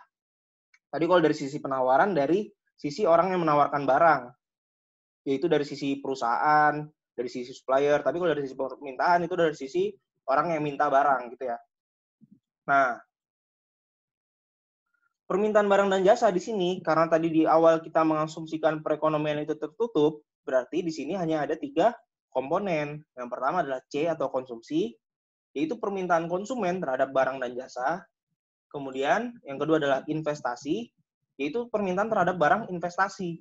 Yaitu ketika perusahaan misal dia beli mesin baru, kemudian perusahaan dia membeli gedung baru gitu ya, dia investasi ya. Nah, kemudian ada G atau belanja pemerintah. Itu ketika permintaan pemerintah terhadap barang dan jasa. Nah, sekarang dari sisi konsumsi dulu nih. Kira-kira dari sisi konsumsi itu yang mempengaruhi itu apa? Kalau dari sisi konsumsi, pasti yang mempengaruhi itu adalah pendapatan kan. Misal kita asumsikan sebagai penduduk nih, sebagai rumah tangga. Ketika kita konsumsi, berarti yang mempengaruhi itu apa? Berarti kan yang mempengaruhi adalah pendapatan kita kan. Nah, tapi ingat, kalau di negara kita, pendapatan itu harus dikurangi dengan apa dulu? Harus dikurangi dengan yang namanya pajak, ya. Jadi pendapatan dikurangi pajak, baru sisanya itu kita gunakan untuk konsumsi. Jadi dinamakan di sini adalah disposable income. Pendapatan total setelah dikurangi dengan pajak total. Jadi kalau kita kerja, berarti ada yang namanya PPH kan di situ ya. Berarti pendapatan kita dikurangi dengan PPH. Nah, setelah pendapatan dikurangi dengan PPH ini, barulah pendapatan tersebut bisa dibelanjakan untuk konsumsi. Jadi fungsi konsumsi ini dipengaruhi oleh pendapatan penduduk, pendapatan per kapita gitu ya, dikurangi dengan pajak. Jadi dipengaruhi oleh pendapatan sama pajak ya kalau konsumsi. Jadi faktor yang mempengaruhi konsumsi itu adalah pendapatan sama pajak. Nah, fungsi konsumsinya ini gimana? Ya berarti fungsi konsumsinya ini jelas ya. Dia slope-nya itu positif nih. Semakin banyak pendapatan, maka akan semakin banyak konsumsinya. Semakin kecil pajak, maka akan semakin banyak konsumsinya. Semakin besar Y dikurang T, maka akan semakin besar konsumsinya. Gitu ya. Jadi MPC-nya itu, marginal propensity consumption itu akan naik. Gitu ya. Jadi konsumsi ini akan naik. Jadi di sini berhubungan positif. Oke, lanjut. Kalau investasi itu gimana? Nah, sekarang di bab ini, nah lagi-lagi ya saya bilang ya, kalau sebenarnya setiap bab itu punya asumsinya masing-masing, punya pakemnya masing-masing. Kalau di bab ini, investasi itu dipengaruhi oleh yang namanya tingkat bunga dalam negeri. Nanti kalau misal kita belajar di bab perekonomian terbuka, itu beda lagi. Investasi dipengaruhi oleh tingkat bunga dunia. Ya. Nah, sekarang investasi di sini dipengaruhi oleh R kecil atau tingkat bunga dalam negeri nih. Nah, berarti I ini apa? R ini apa? R ini kan suku bunga kan. Jadi ketika suku bunganya tinggi, logikanya ketika suku bunga tinggi, maka investasi akan turun. Kenapa? Karena investasi itu kan asalnya dari mana? Ketika perusahaan ingin investasi, kan perusahaan itu kan minjam uang kan ke bank kan ya. Nah, bank ini uangnya dari mana? Bank ini asalnya uang itu dari orang-orang yang nabung. Ketika orang nabung di bank, maka bank itu akan memutar uangnya. Memutar uangnya kemana? Memutar uangnya buat para investor. Investor akan meminjam uang tersebut untuk investasi. Makanya ketika bunga bank tinggi, maka akan cenderung orang nabung atau investasi? Akan cenderung orang nabung lah ya. Ketika tingkat bunga tinggi di bank, maka orang akan cenderung nabung. Karena tingkat pengembaliannya akan tinggi. Tapi ketika tingkat bunga tinggi, maka orang akan cenderung tidak untuk melakukan investasi. Karena bunga yang dibayar oleh dia nantinya akan sangat tinggi. Nah, kebalikannya ketika tingkat bunga bank rendah, maka orang akan cenderung untuk tidak menabung di bank. Kenapa? Karena ya dia nabung di bank tingkat bunganya rendah. Mending dia gunakan uang tersebut untuk misal reksadana, saham, seperti itu ya. Ketimbang dia nabung uang di bank. Nah, kebalikannya ketika tingkat bunga rendah, orang akan cenderung investasi. Kenapa? Karena tingkat pengembalian investasi tersebut nanti akan sangat rendah. Biaya investasinya akan rendah karena tingkat bunganya rendah. Nah, berarti di sini hubungan antara investasi sama tingkat bunga ini adalah korelasinya adalah negatif.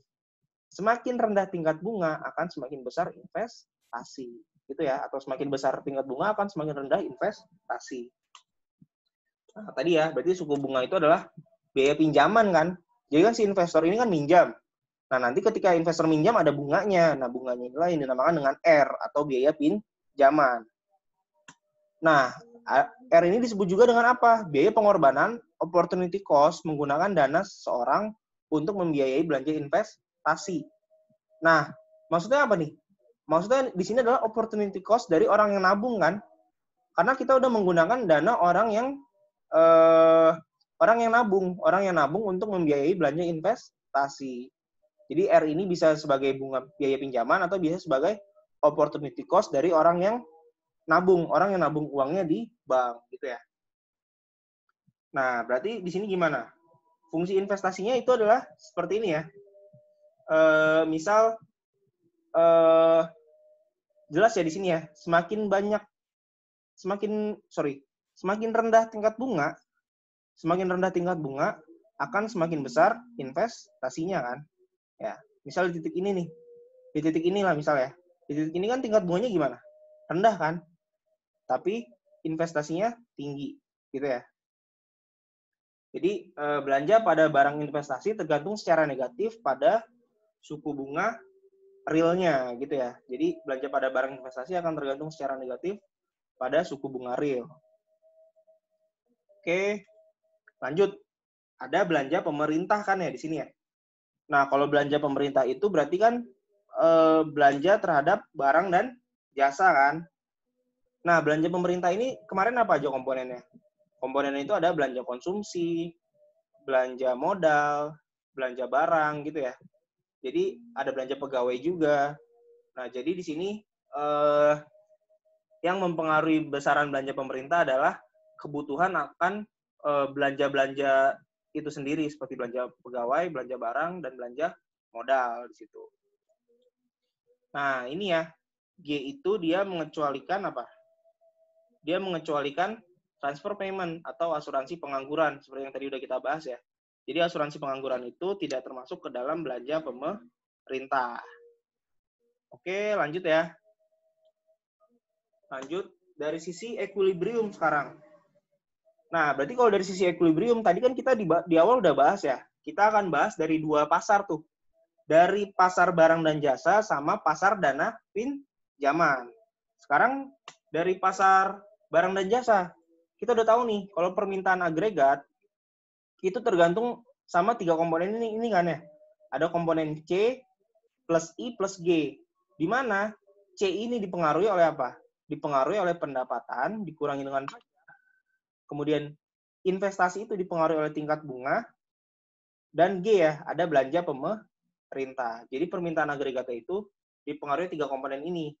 di mana masing-masing komponen itu dipengaruhi oleh beberapa variabel di situ. Dari sisi penawaran, berarti dari sisi penawaran barang tadi ya, output yang ditawarkan itu tergantung dari banyaknya K atau capital, tergantung dari banyaknya modal. Kemudian tergantung juga dari banyaknya L atau labor, dari banyaknya tenaga kerja.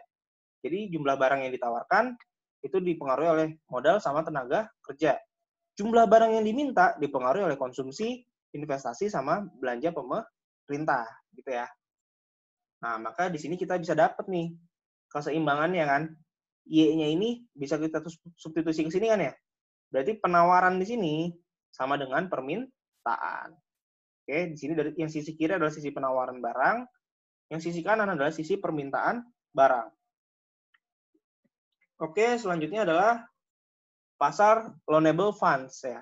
Jadi model sederhana permintaan atau penawaran dari sistem keuangan. Jadi intinya pasar loanable funds ini adalah pasar dana pinjaman. Jadi ketika investor itu meminjam uang ke bank, kemudian ketika orang yang menabung itu menaruh uangnya di bank gitu ya, menabung di bank gitu ya. Nah, jadi permintaan terhadap dana ya udah pasti namanya investasi kan tadi ya. Kan orang minta dana ke bank untuk melakukan investasi. Kemudian penawaran dananya berupa apa? Berupa jumlah uang yang ditawarkan untuk ditabung di bank oleh rumah tangga misal. Ya berupa tabungan di sini. Nah, harganya itu berupa apa? Harga biaya dan harga bunganya itu berupa adalah suku bunga di sini. Oke. Lanjut. Kita lanjut dulu ya, udah jam 12 tapi lanjut bentar ya tanggung. Nah, jadi selanjutnya kita bahas nih dari sisi permintaan dana ataupun investasi. Misal tadi ya, perusahaan meminjam untuk membiayai belanja pada pabrik dan peralatan. Misal perusahaan mau sewa pabrik, mau sewa peralatan. Nah, dia nggak punya uang kan? Makanya dia cenderung untuk meminjam uang di bank untuk menginvestasikan uang tersebut terhadap pabrik ataupun peralatan. Jadi konsumen meminjam dari bank di situ ya. Nah, kurva permintaannya itu gimana? Tadi ya, berarti kan kurva permintaannya itu adalah kurva investasi. Berarti semakin rendah tingkat bunga, akan semakin tinggi investasinya. Itu adalah kurva permintaan atau loanable funds. Nah, berarti kalau dari sisi penawaran, dari sisi tabungan nih, kurva penawaran dananya dari sisi tabungan kan? Dari sisi banyaknya jumlah uang yang ditabung di bank oleh rumah tangga misal. Itu kan jumlah uang yang ditawarkan kepada investor kan? Ya, berarti, nah, di sini kita asumsikan ada tabungan ini berasal dari mana aja sih? Yang pertama itu berasal dari tabungan swasta atau berasal dari rumah tangga. Yaitu ketika rumah tangga menggunakan tabungan untuk membuat deposito bank, membeli obligasi, dan aset lainnya. Dana tersebut tersedia untuk dipinjamkan pada perusahaan untuk membiayai belanja investasi. Nah, jadi ketika misal si rumah tangga ini ternyata dia punya kelebihan uang, ya, misal dia memutuskan untuk konsumsi, tapi ternyata ada kelebihan nih. Nah, kelebihannya ini ditabung di bank. Nah, nanti sama bank, tabungan ini akan dipinjamkan kepada investor. Jadi, bisa tabungan ini berupa tabungan swasta yang berasal dari tabungan rumah tangga gitu ya. Bisa juga dari tabungan publik. Tabungan publik ini adalah tabungan pemerintah. Yaitu apabila apa? Apabila penerimaan pajak ternyata lebih besar dari belanja pemerintah. Berarti kalau penerimaan pajak lebih besar dari belanja pemerintah kan berarti ada surplus di situ. Nah, surplusnya ini bisa digunakan sebagai tabungan publik. Jadi ketika penerimaan negara berupa pajak itu lebih besar dari pengeluaran negara, bisa lebih besar dari belanja pemerintah, maka pemerintah bisa melakukan alokasi kelebihan tersebut kepada tabungan publik di sini. Nah, jadi pemerintah juga bisa berkontribusi untuk tabungan jika tidak membelanjakan semua penerimaan pajak yang diterima. Ya, jadi kelebihannya itu dijadikan tabungan publik. Oke, berarti di sini kita tahu nih, kalau tabungan swasta itu komponennya apa? Berarti tabungan swasta itu kan komponennya adalah pendapatan setelah dikurangi pajak. Nah, pendapatan setelah dikurangi pajak kan biasanya dipakai lagi nih untuk konsumsi. Nah, sisanya itulah yang dijadikan tabungan swasta. Jadi tabungan swasta itu adalah ketika pendapatan seseorang dikurangi dengan pajak, kemudian dikurangi dengan konsumsi mereka. Nah, sisanya itu dijadikan tabungan swasta atau tabungan rumah tangga. Sedangkan tabungan publik tadi udah jelas ya, yaitu ketika teksnya itu ketika penerimaan pajaknya itu melebihi belanja pemerintah, maka akan menjadi tabungan publik. Nah, di sini berarti kita punya yang namanya tabungan nasional atau jumlah antara tabungan swasta dan tabungan publik. Berarti di sini apa? Y dikurang T dikurang C ditambah T dikurang G kan ya? Kan di sini nih, tabungan swastanya Y kurang T kurang C. Tabungan publiknya T kurang G. Berarti di sini kita bisa eliminasi T-nya kan? Ya kan? Berarti di sini tinggal Y dikurang C dikurang G. Jadi tabungan nasional itu komponennya adalah pendapatan dikurangi dengan konsumsi, dikurangi dengan belanja pemerintah. Itulah tabungan nasional. Oke? Nah, ini tadi ya. Ini kalau misal di pemerintah ya, jika T lebih besar dari G, maka akan terjadi surplus anggaran. Atau pemerintah akan memberikan pemerintah akan memberikan tabungan publik. Tapi ketika T kurang dari G, maka akan terjadi defisit anggaran. Maka pemerintah tidak memberikan tabungan publik di situ. Apabila T sama dengan G, maka anggaran berimbang atau tabungan publik sama dengan 0. Nah, ingat di bab awal ya, ketika terjadi defisit, maka pemerintah akan membiayai defisit anggaran tersebut dengan menerbitkan pinjaman berupa obligasi pemerintah. Oke, itu ya seputar bab 2 ini, seputar pendapatan nasional. Kita udah bahas dari sisi penerimaan sama pengeluaran. Oke, gimana kira-kira ada pertanyaan nggak sebelum saya tutup?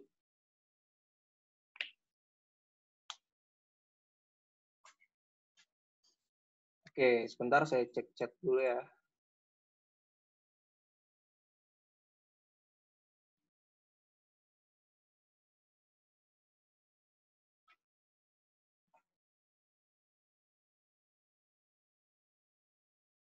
Izin tanya Kak, dalam menghitung CPI, apabila kuantitas pizza dan CD tadi berbeda dengan tahun basisnya gimana?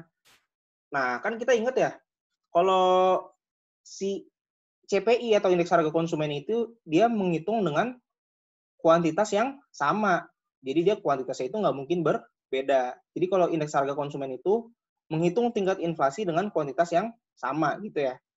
Jadi apabila kuantitasnya berbeda itu nggak bisa ya dia. Nah, kemudian mohon dijelaskan ulang kenapa semakin kecil bunga semakin besar investasi. Terima kasih. Nah, gini. Jadi dari awalnya dulu ya, kan ada bank nih. Bank itu adalah sebagai instansi yang memutar uang.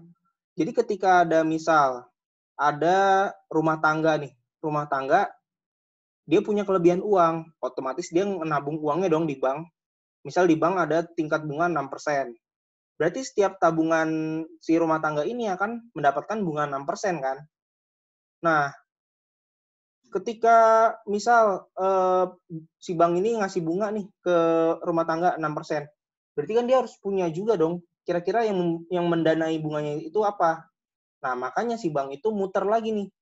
Muter uang si penabung tersebut ke investor. Investor akan minjam uang ke bank untuk mendanai investasinya kan. Nah, makanya investor akan minjam bunga ke bank. Nah, tingkat uang yang dipinjam ini dikenakan biaya pinjaman di situ. Nah, makanya ketika investor menganggap tingkat bunga bank itu rendah, berarti kan bunga pinjamannya rendah dong.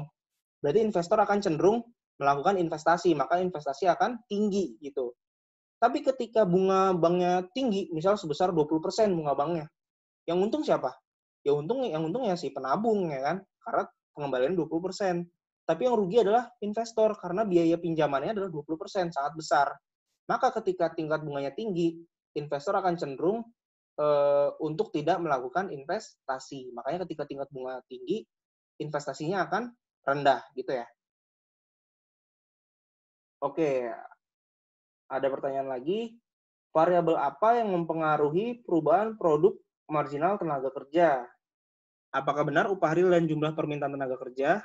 Apakah modal termasuk variabel yang mempengaruhi juga? Oke, yang mempengaruhi tambahan tenaga kerja ya. Tadi kan produk marginal tenaga kerja itu artinya apa? Artinya tambahan output yang dihasilkan dari tambahan tenaga kerja kan. Nah, berarti yang mempengaruhi apa di situ? Berarti yang mempengaruhi adalah modalnya itu sendiri ya. Berarti yang mempengaruhi itu adalah tenaga kerjanya itu sendiri. Jadi semakin banyak tenaga kerja, maka akan semakin banyak marginal product labor-nya, gitu kan. Kemudian dari sisi upah realnya mempengaruhi nggak? Dari sisi, nah jadi gini, kan kalau misal tadi kalau kita mau nambah tenaga kerja nih, kita harus lihat dulu kan, kira-kira MPL-nya itu lebih besar atau lebih kecil dari upah realnya, gitu kan. Nah, berarti di sini kita lihat juga kalau MPL itu sebenarnya dia ditandingkan dengan upah real atau cost and benefit analysis. MPL itu sebagai manfaat, upah realnya itu sebagai cost-nya gitu ya. Jadi intinya yang mempengaruhi banyaknya MPL itu sebenarnya tadi banyaknya tenaga kerja. Tapi sebelum kita menambah tenaga kerja, kita harus lihat dulu cost and benefit analysis dulu. Kira-kira upahnya ini lebih kecil atau lebih besar dari benefit MPL tersebut, gitu ya.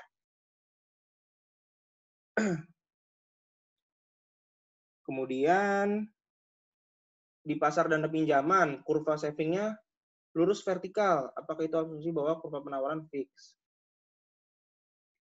Oke, kalau misal, nah ini balik lagi ke asumsi ya. Kalau diasumsikan kalau misal kurva penawaran itu tetap, nah ini beda-beda tiap bab ya. Kalau misal di bab ini kita asumsikan kurva penawaran tetap, misal kurva penawaran faktor produksinya tetap, kemudian kurva penawaran tabungannya tetap, nah berarti kita gambarkan dia itu vertikal.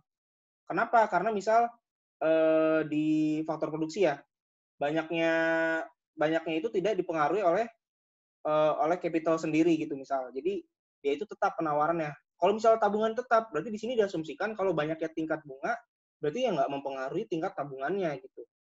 Jadi kita sesuai dengan asumsinya di sini. Kalau emang dia mengatakan konstan atau tetap, berarti kita asumsikan kurvanya itu vertikal di situ. Oke, gimana? Udah nggak ada pertanyaan lagi ya? Oke, berarti kalau udah nggak ada pertanyaan lagi, pertemuan hari ini cukup sekian. Kurang lebihnya mohon maaf. Wassalamualaikum warahmatullahi wabarakatuh.